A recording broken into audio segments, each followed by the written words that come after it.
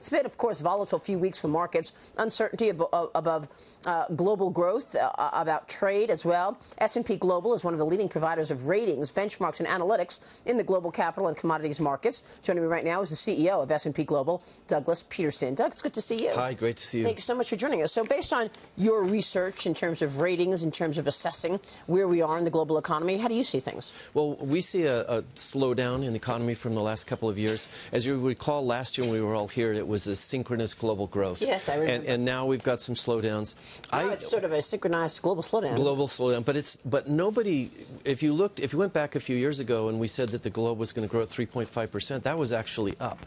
So we're slowing down. China's slowing down a little bit, but off of a massive base. Right now, the things that I hear in Davos that people are generally concerned about relate to trade policy, Brexit, shutdown in the United States. These are the things that are kind of self-inflicted wounds, which are creating some political tension and uncertainty in the markets. Because they do impact the economy. I believe there were two firms today that cut their estimates for the U.S. economy, expecting the GDP now to be under 2%, out of J.P. Morgan. Anyway, S&P Global is launching a campaign on workforce inclusivity, which you presented here in Davos on Wednesday. Tell me about that, because we know that work is changing dramatically with technology. Well, it is, and what we presented here was all about the participation of women in the labor force. We did some analysis. We went back 40 years ago to see what economies have evolved the most in terms of women participation in the labor force, and the stars are the Scandinavian countries, Norway, Sweden, Iceland, Finland.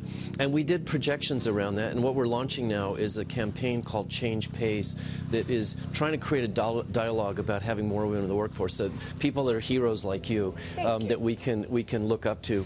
And what we found is in the United States itself, if it had continued with the same labor participation rate for women from 40 years ago to now, our economy would be 6% bigger, $1.6 trillion larger, $5,000 per capita larger in terms of our economy, and the stock market would also be a lot bigger. So why don't we have that already? I mean, if you've got the performance, whether you're a man or a woman, why aren't we seeing more women in leadership positions then? And you wanted to take us through the economic impact of increased hiring of females in the workplace. Well, there's social issues around the globe. There's cultural issues, but there's also political issues. Where we see the economies that have the most advanced approach to maternity leave, to paternity leave, that have ways to provide health care that's not just your neighbor or your grandmother. These are the economies that have more women in the workforce. And also it starts with companies like our own. You know, we have a long way to go ourselves, and we're finding ways to improve our own working system and building a really strong pipeline of women into our senior management. What happens when robotics takes over jobs, whether it's men or women? Well, robotics is one of those topics that we've spent a lot of time here at Davos, and we spent a lot of time in our own company thinking about. And it's not just the robotics, it's really the workforce of the future.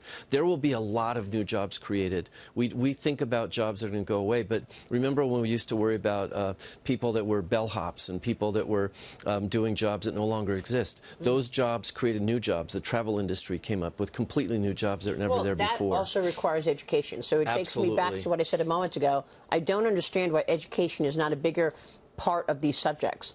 You need to train people in order to get those jobs around AI. What does a steelworker know about engineering? Well, there's two aspects to that. One of them is just basic education, and I was really frustrated in the last campaign in the United States that not one person ever talked about education. Crazy. It was never talked about, you're right. ever. Doug, it's good to see you. Great. Thank you so much. Douglas Peterson joining us, S&P Global.